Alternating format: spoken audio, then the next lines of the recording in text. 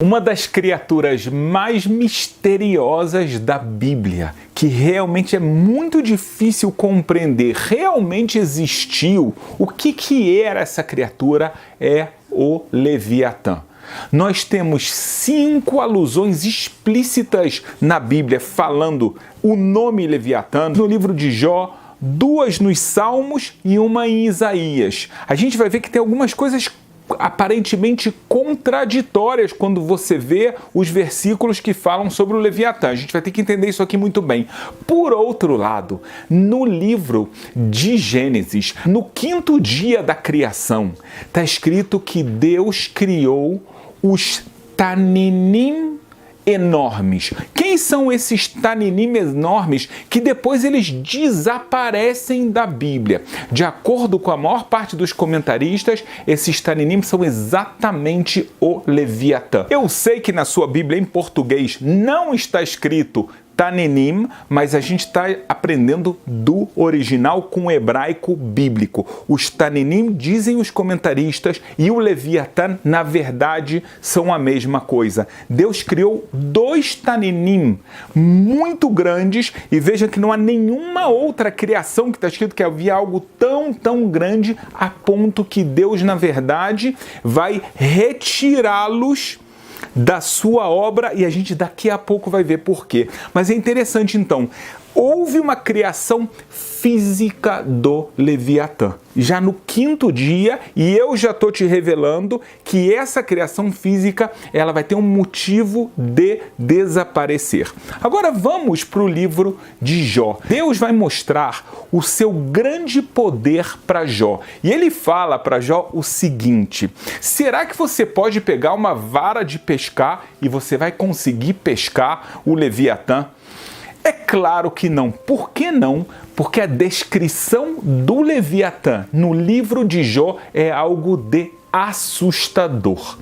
Veja só algumas das expressões que estão no livro de Jó. Se puser a mão nele, a luta ficará em sua memória, assim Deus revela para Jó, e nunca mais você tornará a fazê-lo. Esperar vencê-lo é ilusão, é impossível vencer esse Leviatã. Mas por que Jó iria querer lutar contra o Leviatã?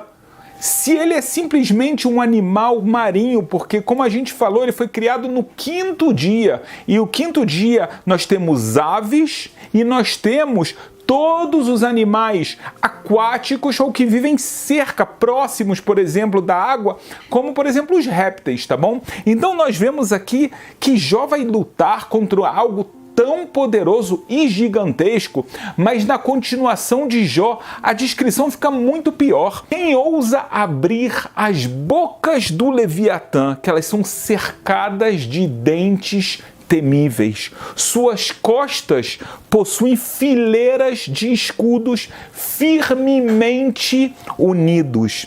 Cada um está tão junto do outro que nem o ar passa entre eles, um poder gigantesco. Seu forte sopro atira lampejos de luz, não exatamente de fogo. Seus olhos são como os raios da alvorada. Quer dizer que ele tem olhos brilhantes que estão cegando as pessoas que estão na sua frente. Tições saem da sua boca, fagulhas de fogo estalam. Aqui já lembra pra gente um dragão, não é verdade? Das suas narinas sai fumaça, como de panela fervente sobre fogueiras de juncos. Em outras palavras, a gente está vendo aqui uma criação que ela é assustadora. E vem Deus e ele mostra isso para Jó, e no final Deus mostra o seu poder, que ele fala assim: nada na terra se equipara a ele. Criatura destemida, ou seja, o Leviatã, com desdém olha todos os altivos reino soberano, sobre todos os orgulhosos. Então aqui a gente está vendo um poder gigantesco, mas o que tem a ver um animal marítimo que ele vai lutar contra os orgulhosos? Será que é um animal que tem alguma consciência especial? A gente nunca ouviu falar disso, não é verdade? Deus está mostrando que essa é uma criação dele.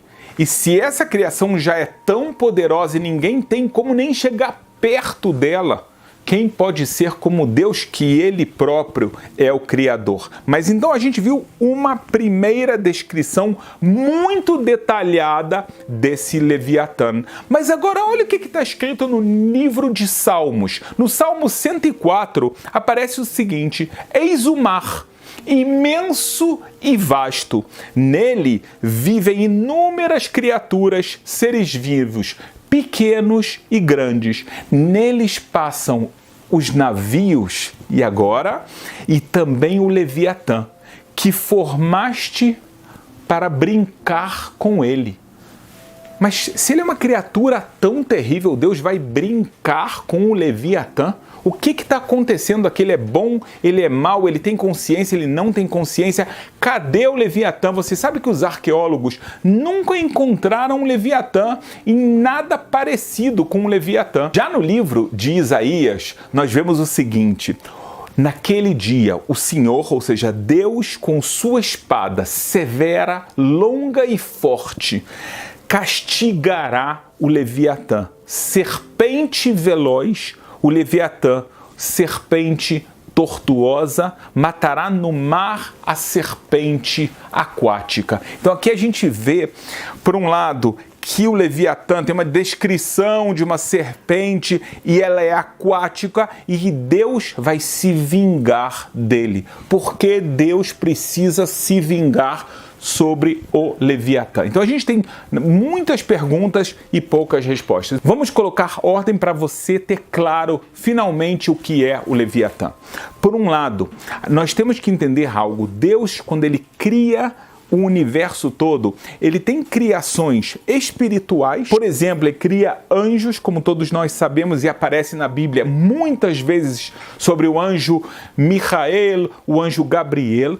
Por outro lado, ele cria também representações físicas de seres espirituais. O Leviatã, ele vai entrar exatamente nessa categoria e eu vou te explicar. Vamos entender então o que é realmente o Leviatã. Deus, ele cria coisas espirituais e coisas físicas, só que muitas vezes algo físico tem uma representação espiritual e vice-versa. O Leviatã vai entrar exatamente nessa categoria. Deixa eu te dar um exemplo. Por exemplo, a criação da água. A gente vê logo no começo do Gênesis que Deus cria a água e ele cria o firmamento. Ele fala de águas inferiores e águas superiores. O que são águas superiores? Um entendimento talvez um pouco superficial é que a gente está falando da água da chuva. Só que, se você ler, por exemplo, no livro de Provérbios, a gente sabe que a água, por exemplo, ela tem uma representação sobre sabedoria. Algumas vezes o rei Salomão fala que toda pessoa que tem sede busque a água. Mas isso aqui é óbvio. É claro que o rei Salomão está falando toda pessoa que tem sede de conhecimento. Busque a água da Bíblia. Lá está o conhecimento verdadeiro, um conhecimento que não tem igual. Então a água, ela tem uma representação física, mas ela também tem uma representação espiritual. O ser humano, ele tem corpo e ele tem alma, como está escrito no livro de Eclesiastes explicitamente. Então a gente tem algo físico e a gente tem algo espiritual. O Leviatã vai entrar exatamente nessa categoria. Ele tem algo físico. Ele foi criado no quinto dia, porém ele foi retirado da criação. A gente já vai entender por quê. Qual a representação espiritual do Leviatã? Porque, por um lado, ele é visto como um monstro terrível, gigante, que um ser humano sozinho não vai conseguir dominá-lo, caçá-lo, vencê-lo. Por outro lado, ele é um objeto onde Deus brinca com ele, ele é um animal de estimação de Deus. Na verdade, o Leviatã na Bíblia é a representação do mal.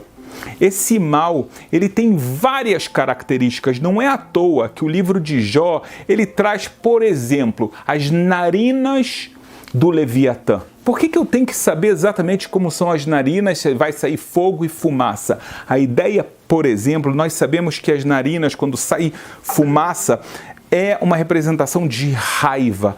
Os malvados, eles são dominados pelo seu ódio, pela sua raiva. Eles têm dentes, que esses dentes aqui, eles vêm para morder, como a gente vê em algumas histórias de pessoas que queriam morder e ferir as outras gravemente, exatamente com os dentes. Cada uma dessas descrições do Leviatã vem falar sobre algum aspecto diferente do mal. O ser humano, quando ele olha esse mal, a criação que Deus fez para que exista livre-arbítrio. Então agora você está entendendo que o Leviatã aqui, ele é completamente um conceito abstrato. Tira agora da sua cabeça o Leviatã físico, que foi criado no quinto dia. Agora a gente está falando de algo completamente espiritual. E você agora vai entender então como o mal atua na vida de cada um de nós e, na verdade, na vida do mundo. Cada um desses aspectos descritos por Jó é um aspecto do mal dentro de cada um de nós e no mundo todo. E é por isso que, por um lado, você vai ver a vingança de Deus contra o Leviatã. Vai chegar um momento que Deus vai extinguir o mal da humanidade. Ele vai extinguir o mal do mundo. Essa é a vingança de Deus. É claro que o Leviatã é uma criação de Deus. Essa vingança, expressão humana, para explicar que Deus vai acabar com o mal no mundo. No final dos tempos, não haverá mais o mal. Na vinda do Messias, o mundo ele se tornará um mundo de bondade. E é por isso que o Leviatã, em sua representação, ele cessará de existir nessa forma espiritual. Então, por que Deus está brincando com o Leviatã nas águas do mar? A ideia aqui é que Deus ele tem controle sobre o Leviatã. O Leviatã é uma das obras que Deus fez e ele utiliza essa obra para fazer as suas vontades no mundo. Então aqui brincar, é claro que Deus não brinca, Deus não é uma criança e ele nem tem necessidade de jogos. Aqui é como Deus está controlando o mundo. Então é uma expressão, mais uma vez, bem metafórica, que é como se fosse uma brincadeira, é como se fosse um jogo. E para Deus, o Leviatã, que parece tão poderoso aos olhos humanos, aos olhos de Deus não passa de um boneco, não passa de um brinquedo. Ele não tem nenhuma força se essa força não vem de Deus. Agora veja que coisa interessante. Nós falamos que tem uma representação física do Leviatã. Por quê? Porque diz o Zohar o seguinte, que Deus, ele retirou o Leviatã, que é um animal de proporções que a gente não tem nem ideia, e ele vai preparar desse Leviatã uma refeição para os justos que vão receber a recompensa eterna. O que significa isso? O que significa as pessoas justas, as pessoas que têm fé em Deus, que fazem os preceitos bíblicos, mesmo quando elas veem o mal no mundo, mesmo quando tem outras pessoas tentando influenciar ela com ideias pagãs, com ideias de idolatria, ou para falar não vale a pena você fazer os preceitos, são pessoas que elas conseguem lutar com a ajuda de Deus contra esse mal. Então, de uma forma figurada, eles vão comer a carne do Leviatã, que foi criado para representar o mal. Essas pessoas são as pessoas que, na verdade, conseguiram dominar o Leviatã. Então, essa é a recompensa deles. Porque o Leviatã, no final das contas, é o que fez eles conseguirem se aproximar de Deus. Essa luta que eles fizeram, mais uma vez, com a ajuda de Deus, porque sem a ajuda de Deus a gente entra na descrição de Jó, que não dá para vencer ele. Então essas pessoas merecem estar próximas de Deus, então a refeição é o Leviatã. Nós merecemos essa recompensa porque nós fomos fiéis a Deus em todos os momentos. Então, na verdade, essa é a explicação verdadeira na Bíblia sobre esse animal tão misterioso que é o Leviatã.